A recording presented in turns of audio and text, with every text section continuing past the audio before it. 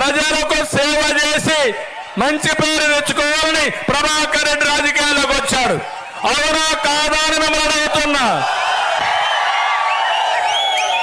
అలాంటి నిస్వార్థపరుడు ప్రభాకర్ రెడ్డి.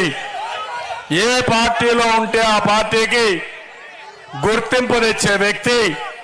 అలాంటి వ్యక్తి మన పార్టీలోకి వచ్చాడంటే నేను గర్వపడ్డా, సంతోషపడ్డా. ఇలాంటి వ్యక్తులు పార్టీకి వచ్చి ప్రజాసేవ చేస్తే ప్రజలకు న్యాయం జరుగుతుందని నమ్మే వ్యక్తిని నేను. అలాంటి వ్యక్తి పార్టీలోకి వస్తానే గన్ షాట్లో అర్థమైపోయింది. నెల్లూరు జిల్లా ఎంపీ మనది. ప్రభాకర్ రెడ్డి గెలిచాడు. ఎన్నికల లాంఛనమే. ఎన్నికల రిజల్ట్ 4వ తారీఖున జూన్ వస్తాయి కానీ ఎప్పుడో ప్రభాకర్ రెడ్డి గారు గెలిచిపోయారని మీకు తెలియజేస్తున్నా.